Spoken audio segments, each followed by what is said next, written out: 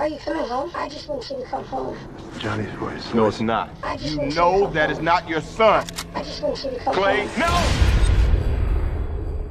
Hey guys, so for today's Stephen King Saturday, I decided to watch a brand new film that I've never seen before, and it's new out in the world, and that is Cell. Now, Stephen King released this book, I don't remember what year, but I remember getting that book as soon as it came out, and I started reading it. I never finished the book, but the concept was really, really awesome, so I was really excited when I saw it was a movie. And this stars John Cusack and Samuel Jackson, and also the actress who is the infamous Esther in Orphan. Now, starting off this movie, it starts in an airport, which I'm pretty sure is inaccurate to how the book begins, but Stephen King was one of the writers on this film, so I feel like he was able to really display his vision and like get his vision across. You know? So this is basically a zombie apocalypse movie slash book. The movie follows John Cusack, and he's basically trying to get to his son after this zombie apocalypse thing happens, which the first scene of this movie, my jaw dropped. Like, I was so impressed. It was amazing. I've read some reviews on this film already, and they weren't a fan of it, and they were the book readers, so maybe I should read the book to really understand like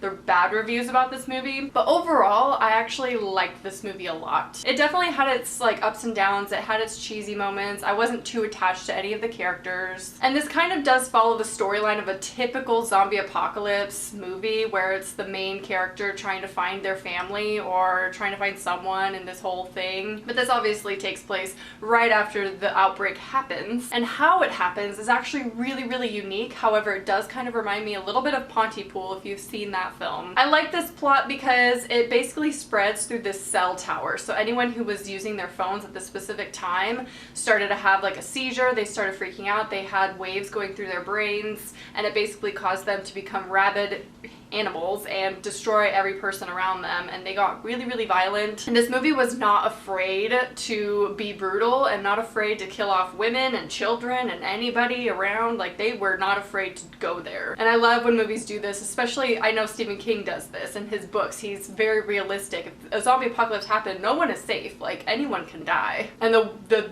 way that they die is so brutal and just violent. So this movie gets an A+ for gore. Storyline, it definitely gets like a 6 or a 7. I felt like it was very typical, very boring. However, there was a major part of it that was so Stephen King that I was like, yes, this is what he writes about. There's a character in the movie where he's wearing a red hoodie, and basically it's one of John Cusack's, he's a graphic artist, or an artist basically, and he's writing this graphic novel, and the character he keeps seeing is a zombified version and basically a character from his graphic novel. That was a lot to say. So he's kind of being haunted by his own art, which is really weird, and there's like a big scene where they finally face each other, and it's just really fascinating. Like, that whole storyline was the most interesting part about this movie. Now I'm gonna go into some spoilers, talk about the ending a little bit, what I liked and didn't like, so we'll spoil the movie. If you haven't watched it yet, then tune out now. Now the ending, I thought it ended like 3 different times, not gonna lie, and then it kept going. And the first time I thought it ended, I was like, okay, that's not bad. Like, the big explosion happens. Basically, John Cusack, he can trigger a bomb that's in his car or something from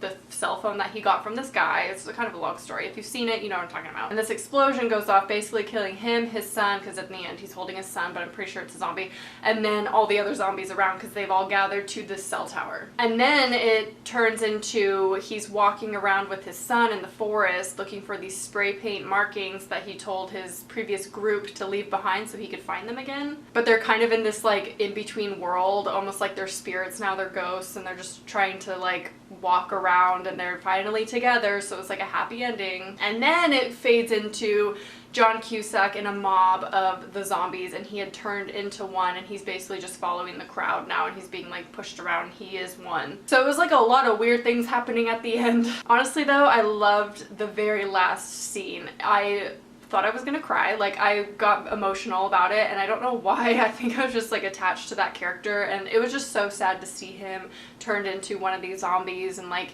he basically failed everything, which is very Stephen King-esque. You tell me your interpretation of it down below, but generally this film was really good. The scares were really good, like when the zombies would open their mouths and these sounds would come out. That was really creepy. That's basically all I have to say about this film. Overall, really liked it, really recommend it. I saw other reviewers saying that they didn't like it, So maybe if you didn't like it, you can tell me down below why exactly. Make sure to leave some more movie requests down below, not only for Stephen King Saturdays, but for any other day of the week when I film my other reviews. Please leave that down below. I hope you enjoyed, and I'll talk to you soon.